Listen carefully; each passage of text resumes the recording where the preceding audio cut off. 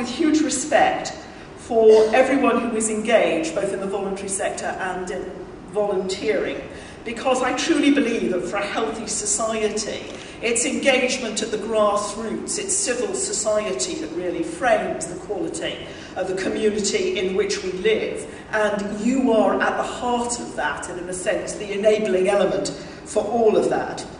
I also come with great support for the work that's been done by the Commission on the Future of Volunteering and the Manifesto for Change. I love that phrase, that volunteering should become part of the DNA of society. It seemed to me to sort of capture it there. And this sort of culture of, I hadn't heard the phrase of sort of co-production before, but this sense of sort of mutual dependence, a recognition of that, which essentially is very inherent in volunteering. And in the way that it strengthens us, both within communities, but across communities, across generations, and overcomes what I think is a real risk within our society of fragmentation, particularly as many of those things that have traditionally been social glues have tended to break down. It seems to me that structures of civil society now, in a sense, step in to provide a glue that others, if you like, offered in the past. I'm also very conscious that we're not really any longer in the me generation. That was a fad that it seems to be has come and gone. And people within my own constituency, people that I meet out on the street, are very focused on building the community in which they live and feel a responsibility to it. And that applies to young as much as it does to old. But if I could use just this few minutes just to raise perhaps a couple of issues.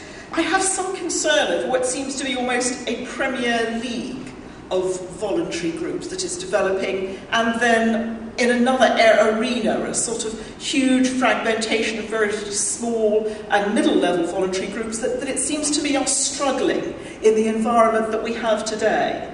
And again, the volunteers that I know are in fact increasingly attracted to the small groups where they feel that their role is more essential, but they're feeling less at the centre of the activity, of focus, of recognition and engagement. And I have some real concerns about what's happening in that arena.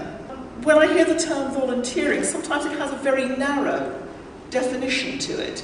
And it excludes what I think of as political volunteering. And I'm not necessarily particularly political societies, but it seems to be groups, Greenpeace, Amnesty.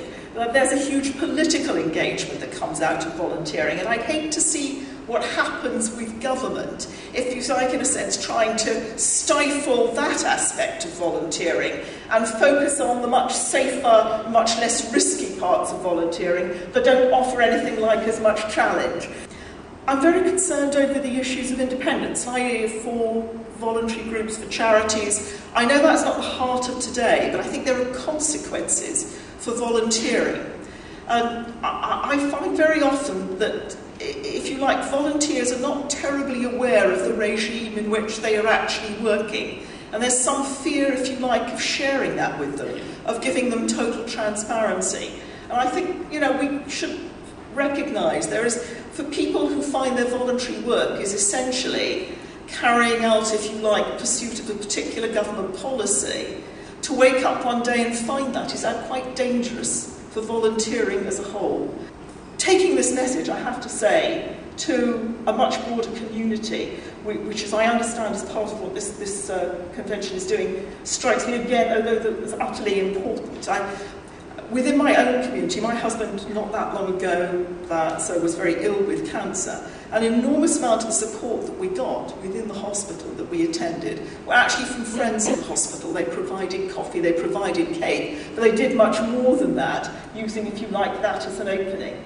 I then went to one of my local hospitals very recently, and the friends are now no longer allowed to provide coffee and cake, because under the PFI contract, this is now offered to Costa Coffee, and they're not allowed to come in and compete with it. I think there's a lot of thinking that tends to fall apart when it actually comes to looking at the ways in which people that are volunteering gets truly respected and is truly a partner, that actually gets engaged with what we do.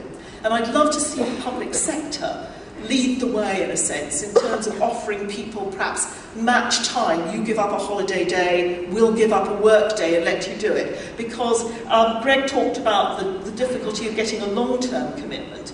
We utterly have to recognise, I think, the stress and the pressures of work-life balance in today's modern age. And it does mean that if volunteering is to be successful, it has to be not just engagement by government. In fact, I think that's probably almost the least important part of it, but it has to be engagement by employers, it has to be engagement by the community at large. And the kind of discussions that you're having here over this period, I find very exciting in the direction in which they're going.